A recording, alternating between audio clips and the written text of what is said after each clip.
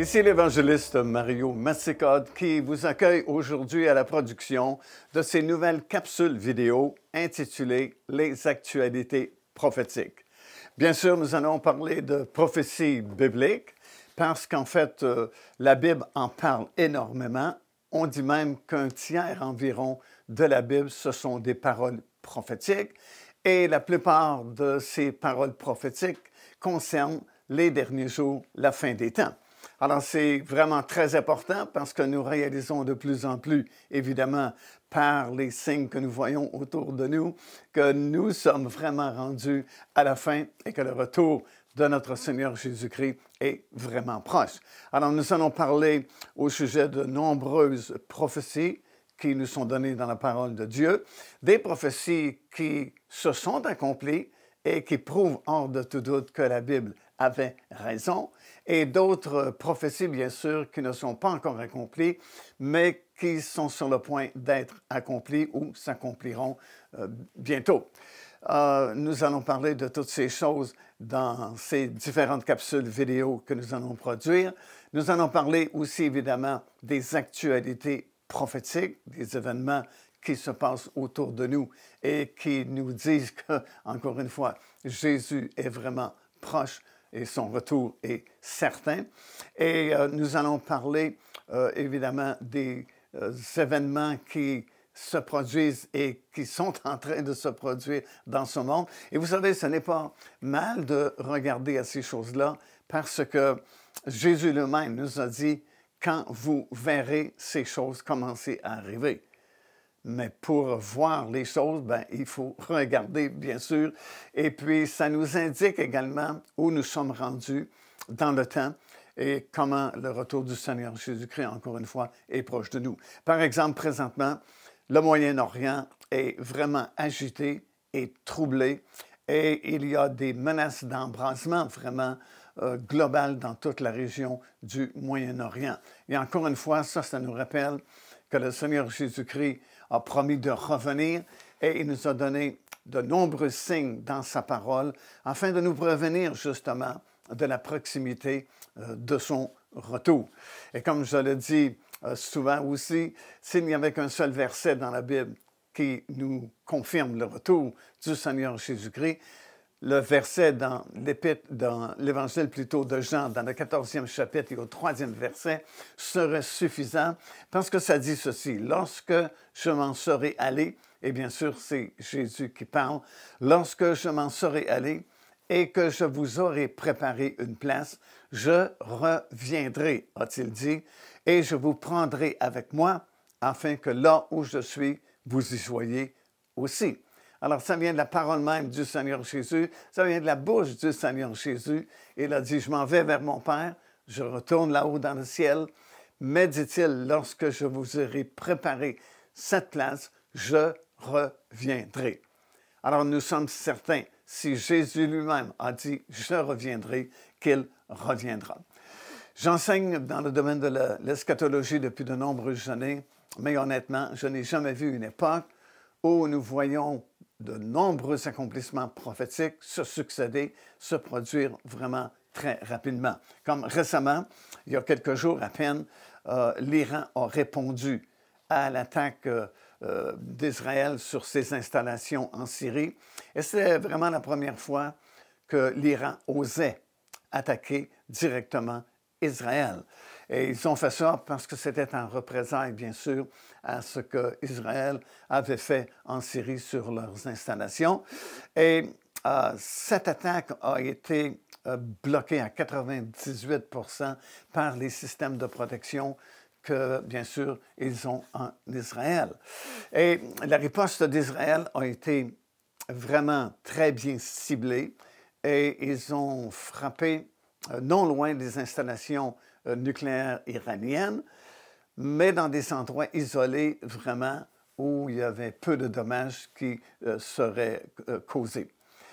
Et ce qui est à noter aussi, c'est qu'Israël, lorsqu'il a fait cette riposte sur l'Iran, a pénétré l'espace aérien iranien sans que ceux-ci s'en rendent compte, vraiment. Il n'y a personne qu'ils ont intercepté.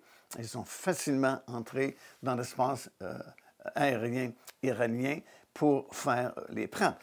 Alors, en réalité, c'était un message qu'Israël envoyait à l'Iran, disant, premièrement, vous voyez comment facilement nous avons pénétré votre espace aérien et nous n'avons pas été interceptés et nous n'avons pas été vus par l'aviation iranienne.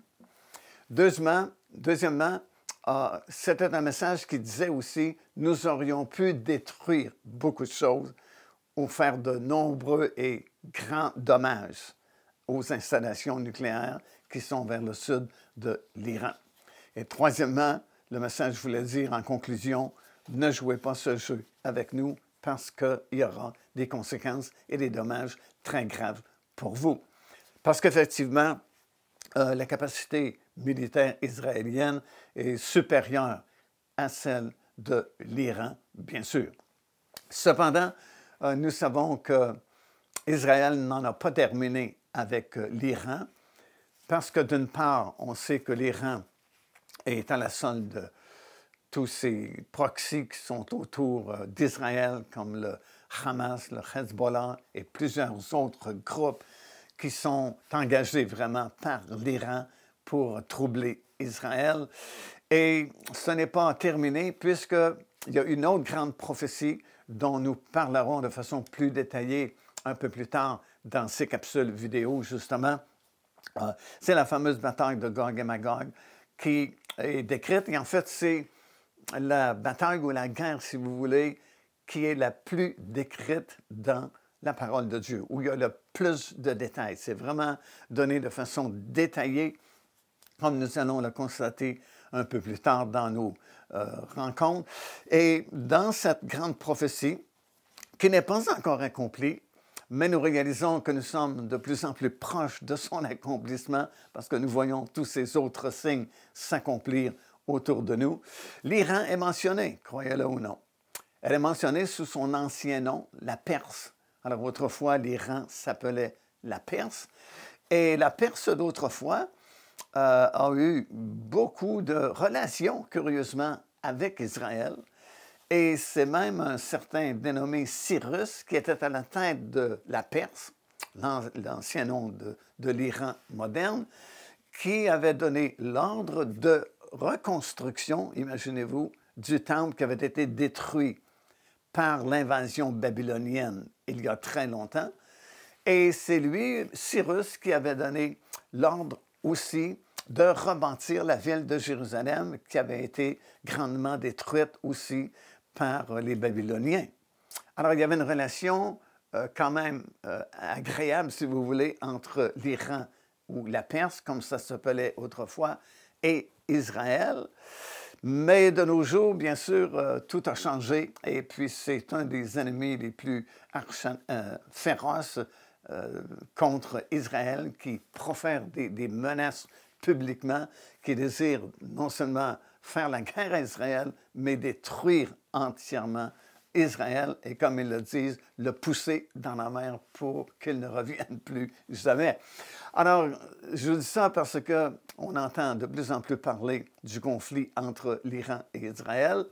Pour le moment, probablement que l'Iran n'osera pas faire une autre frappe sur Israël, du moins pour le moment. C'est comme si les deux se sont satisfaits de se bombarder assez légèrement quand même. Et ça ne sera pas fini, par contre, comme je vous mentionne, parce que cette prophétie n'est pas encore accomplie. Et parce qu'elle est dans la parole de Dieu, elle doit s'accomplir et elle s'accomplira. Et voilà que la Perse ou l'Iran moderne est mentionnée avec la Turquie, avec la Russie. La Russie n'est pas mentionnée par le nom Russie, parce qu'à l'époque biblique, ce nom-là n'existait pas. Le mot Russie n'existait pas. Mais nous savons que c'est le territoire de Magog, qui sont des descendants de Noé et qui ont peuplé cette région qui, selon le prophète Ézéchiel, est située au septentrion d'Israël. Septentrion, c'est l'extrémité nord d'Israël. Alors, vous n'avez qu'à regarder sur une carte géographique, sur une map monde, et à l'extrémité nord d'Israël, c'est la Russie. Alors, vous avez la Russie avec la Turquie et avec l'Iran, qui sont les trois grandes nations principales qui formeront cette grande coalition de plusieurs nations. On parle dans la Bible, dans ce passage du prophète Ézéchiel, chapitre 38, d'une multitude de nations qui seront avec la Russie, la Turquie et l'Iran pour faire une attaque monstre vraiment sur Israël. Et ça va être tellement gros que si Dieu n'intervenait pas à ce moment-là, c'est certain qu'Israël disparaîtrait. C'est certain qu'Israël serait défait, détruit. Et ça ne peut pas arriver de cette façon-là parce que Dieu a juré dans sa parole qu'Israël ne sera jamais détruit.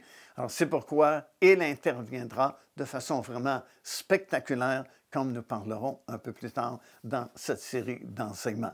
Alors, je vous dis ça pour vraiment que nous puissions comprendre qu'Israël n'en a pas terminé avec l'Iran, peu importe ce qui se passera dans la suite immédiate là, de ce conflit que nous voyons au Moyen-Orient.